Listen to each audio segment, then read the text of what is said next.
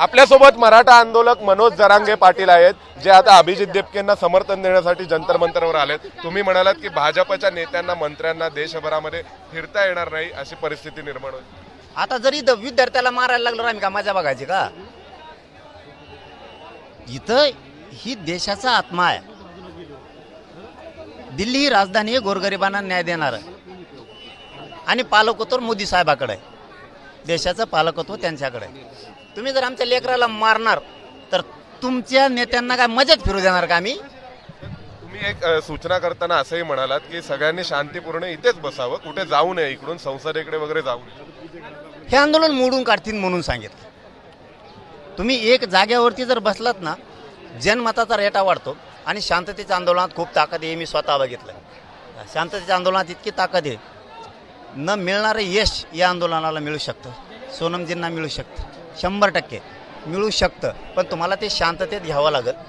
सरकार स्वीकारेल मागण्या असं वाटतंय. आज शरद पवारांनी पण भेट घेतली आहे, नरेंद्र मोदींची चर्चा झाली असावी यावर. लय निबार काळजाच राव हे. अशा कोणी कितीही भेटा घेतल्या आणि काही केलं, यांना जर माया येत असते त्यांनी पोरांना आणलंच नसतं. पोरांना पोरीला यांना माया द्यायचं नाहीये, फक्त निवडून येण्यापुरतं येत. पण त्यांच्या डोक्यातच नाही राहिलं. त्यांच्या डोक्यात एकच आलं की आपण निवडून आलो आणि आपण आता मालक झालो. त्यांना माहीतच नाही मालक देशात जनता आहे अशी ठोकती. यांच्याच आईबापानं विद्यार्थ्यांचं जर ठरवलं ना, भाजपला मतदान आपण केलंय, आता नाही करायचं, गेले. मराठा क्रांती मोर्चाची भूमिका काय असेल या संदर्भात महाराष्ट्रात? काही तुम्ही शांततेत आंदोलन करा. सगळ्या जाती धर्माचा अखंड महाराष्ट्र सोबत. सर, हे आंदोलन हे सर्वसमावेशक व्हावं असं वाटतं. मग मंचावरचे फोटो असतील, सर्व महापुरुषांचा समावेश असेल, घोषणाबाजी असेल. आता ज्याची त्याची भूमिका असते, मी त्याच्यावरती काय बोलू?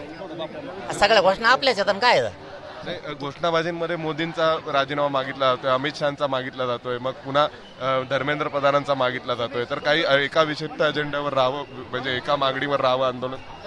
नाही, ते जर आणत असले तर आपण काय विचार करायचा त्यांचा? याचा राजीनामा मागायचा आणि त्याचा आपला काय सासरा आहे काय देऊ म्हणून त्याचा राजीनामा नाही घ्यायचा? अरे कोणी असू, चल फेकला पाहिजे लगेच बाजूला, चल राजीनामा देत, चल राजीनामा दे, चल. आपल्या सोबत होते मराठा आंदोलनाचे नेते मनोज जरांगे पाटील, ज्यांनी म्हटलेलं आहे की सर्व घोषणा या आपल्याच आहेत आणि नरेंद्र मोदी अमित शहाचा राजीनामा सुद्धा न मागण्यासाठी जर त्यांनी लाठीचार्ज केला असेल तर त्यांचाही राजीनामा मागितला गेला पाहिजे. व्हिडिओ जर्नलिस्ट श्वेत पांडेसह सोमेश कोलगे, एबीपी माझा, नवी दिल्ली. एबीपी माझा, उघडा डोळे बघा नीट.